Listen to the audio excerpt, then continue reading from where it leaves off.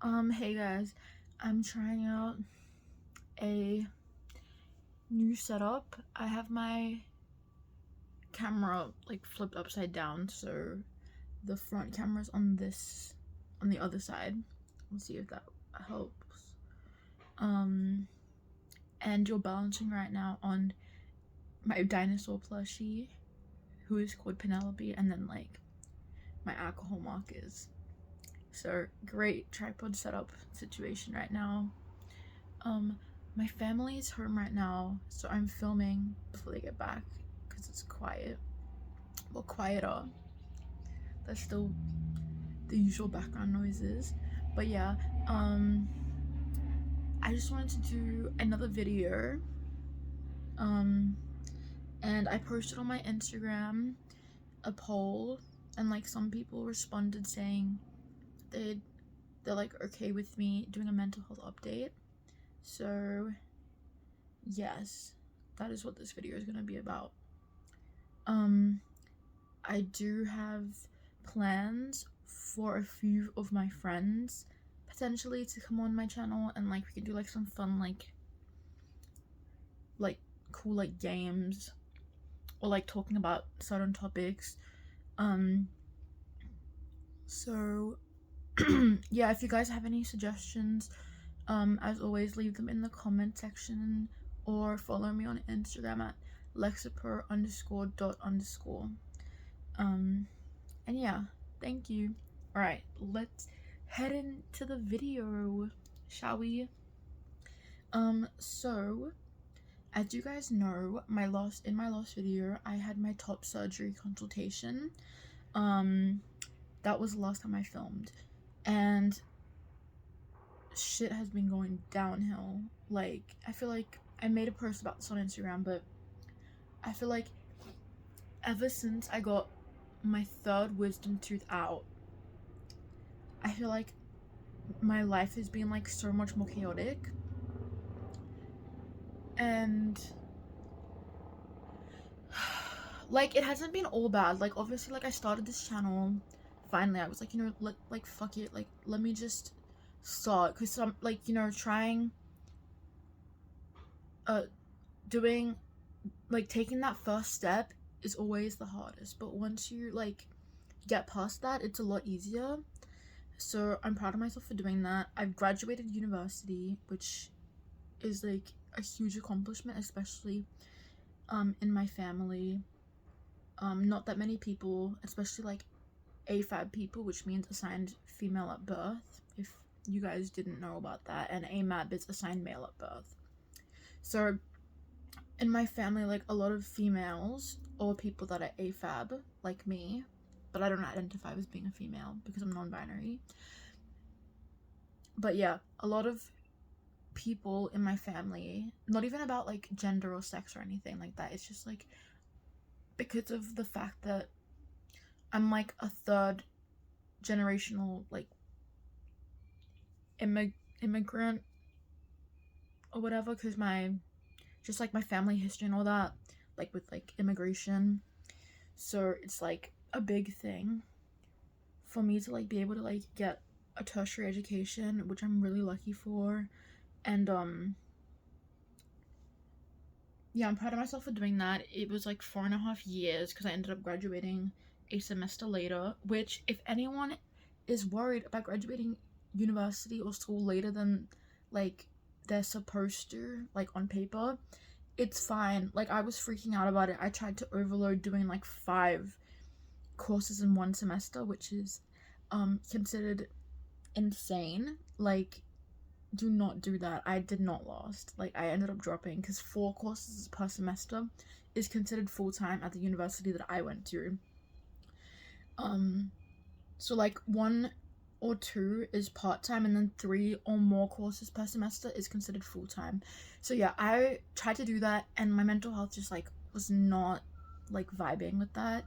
So I ended up graduating a semester later, but it was like better for my mental health. So yeah, I'm really glad I did that. I also have my gender appointment in like 2 weeks from now on the 21st. I'm seeing Dr. Graham Nielsen on a recommendation of my good friend, who I don't know if I can name them, but if you're watching this, you know who you are. He has been helping me out with like some transition information, which I really appreciate, just about like being on testosterone and like his changes so far and like how they're going, and how they went about that process and all that. So I'm like really lucky that I'm able to talk to other people that are like on that transition journey as well as I am. Like we're kind of like at a similar like pace, like at a similar time, we're like transitioning together, which is really cool. It makes so much of a difference being around queer friends, like just especially because I mean the main thing with my mental health is my family. So after I got home from my top surgery consultation, because the surgeon was telling me like, oh, like how's your living situation, and I was like, oh, like I live with my parents, they're not that supportive, but like, you know, I doubt that if I come home or like if I call them being like, hey, like I just got out of surgery, like can you come pick me up, because you need someone to pick you up and like look after you for the first 24 hours like after surgery, like post-op. This is for top surgery, by the way, if you all didn't watch if you're new here and this is the first video of mine that you're watching, if you go back to my previous video if you're interested, that's all about like my top surgery consult and all that stuff. But yeah, you need like someone to take you home because you can't drive for a certain amount of time after,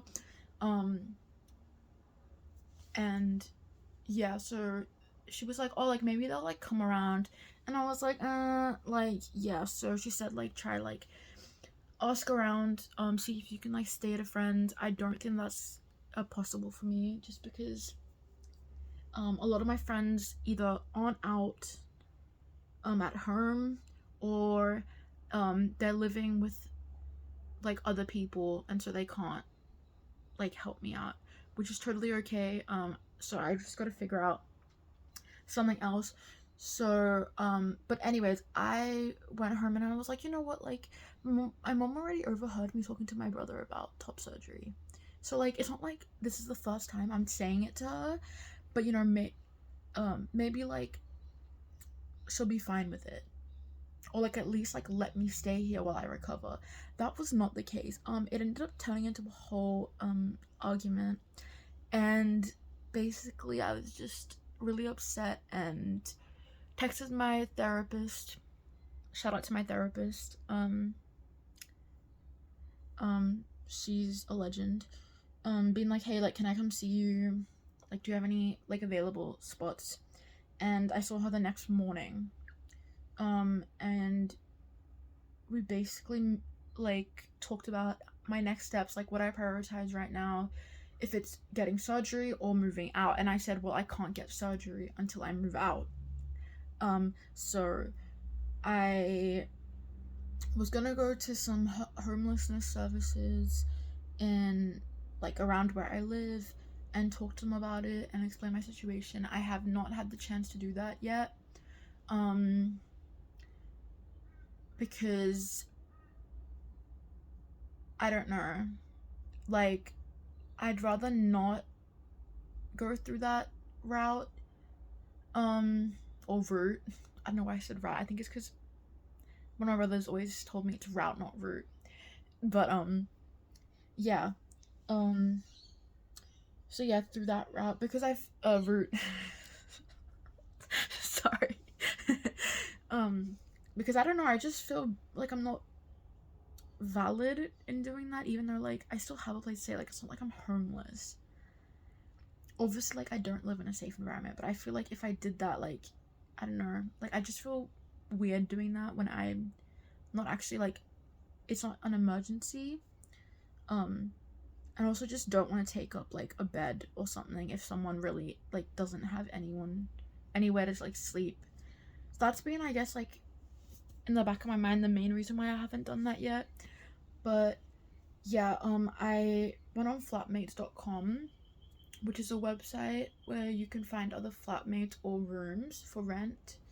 and I sent a few messages to a couple people about rooms, being like, hey, like, this is my situation right now. I'm looking for like a part-time job, and I'm trying to get like Centrelink sorted out so I have a stream of income.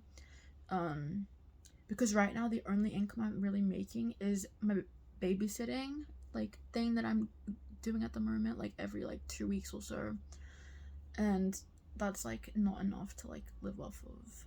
It's just a temporary thing until I get something more stable.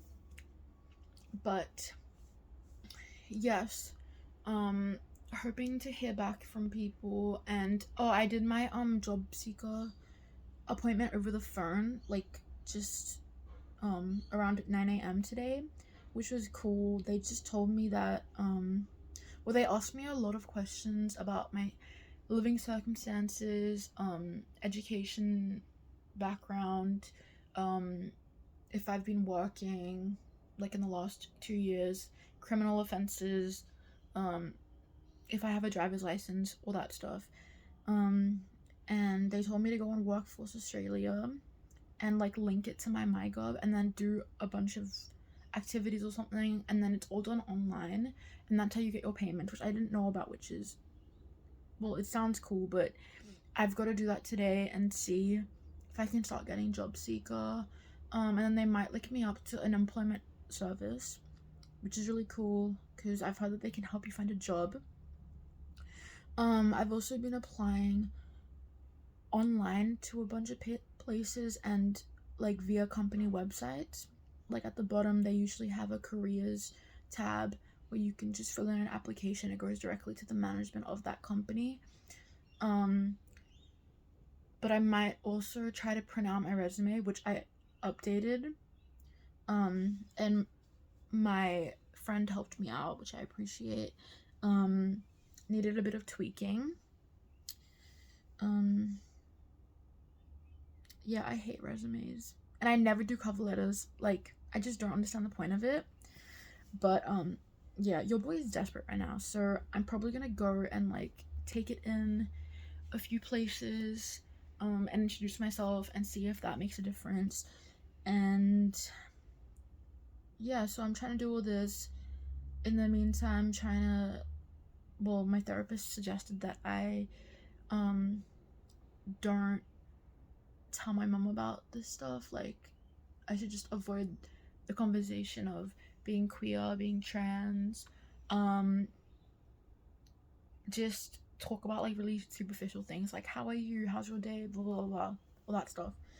Because everything ends up turning into an argument when you have conservative parents like mine, which is so fun times. So yeah, that's my update with that. So that's been taking a toll on my mental health a lot. When you live in an environment for such a long time, like since you were a kid, and you've been like abused for a really long time, and your parents, they don't realize that, I'm getting a bit emotional. Your parents don't realize that I don't think, like, they don't really realize that they're hurting you. Like they think that they're doing what's best for you. At least my parents do. And like what they know from like their own generation, which is not an excuse, but it does explain like a lot about their behavior and like what's expected of me in terms of that, like from their eyes. And then like me trying to be my own person, they view it as like me disrespecting them as my parents, and like not knowing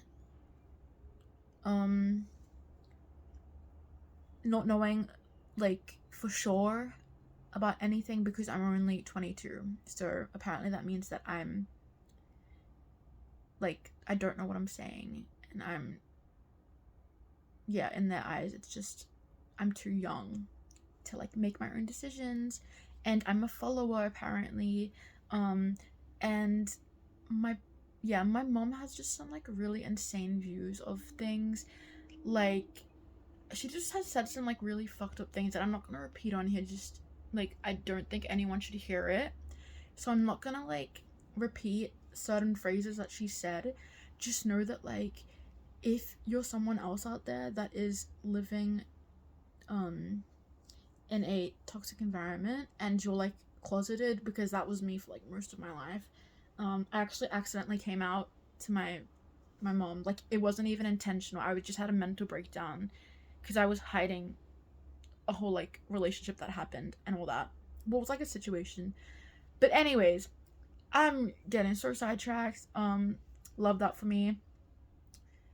Part of being neurodivergent, but yeah, that's like the main thing that's been affecting my mental health for the majority of my life. And that's like the main barrier for me to like truly become the person that I'm meant to be. Like, I feel like I've made so much progress living in this environment, so I'm so excited to see, like, imagine who, like, how much more growth I can achieve outside of this environment. So that's something to look forward to. I'm trying to remind myself that, like, things are gonna get better. I will not be stuck here for the rest of my life. I will get a job. I will get top surgery regardless of like what my family thinks, regardless of like if they disown me and never speak to me again. My happiness matters, and I matter. My voice matters. My feelings are valid, and being trans isn't a trend. Like, it's not dangerous to be yourself. As long as you're not like harming anyone. Like, being out as a queer person is okay. Like, it's a good thing. It's a beautiful thing. Obviously, like, it can be dangerous in itself, but you inherently being queer or trans does not make you a dangerous person. It does not make you a danger to society. It's not you trying to like convert other people, like make kids do like believe things that, you know, make them feel certain ways about themselves. Like, it's literally nothing about that. It's just who you are as a person and your journey into becoming like who you're meant to be. And yeah, that's what I'm trying to do. I'm trying to just like keep my head up and try to like be optimistic. I have been down in the dumps lately. Normally I'm trying to spread good vibes and like good energy out there, but you know, everyone has their highs and lows. I've just been in a really like rough I've just been in a rough patch. Been down in the slums for a bit, but we'll get there. It'll be okay. And what else? I feel like that was the main thing. Also, I'm just realizing, this is like kind of off topic, but in terms of mental health, I've been having a like a gender crisis and a sexuality crisis at the same time. I'll probably get into that more like when I do videos about like hormone replacement therapy, HRT, and just like starting testosterone, and like do more videos on like that sort of thing. And I also have just realized that my autism is getting worse, which is a scary thought considering there's no cure for it. But yeah, I have been diagnosed by my psychologist, and my friend said I might be level 2. I didn't even know that there were levels to it. But yeah, that's also been like, ooh, a lot to deal with. But yeah, my family is back, I think. So like, I gotta dip. But I hope you guys enjoyed this little ramble. Want to keep it real with y'all. And yeah, stay safe out there. My DMs are open on Instagram. You can vent in the comments if you want. I love you guys. I'll see you next time. Peace.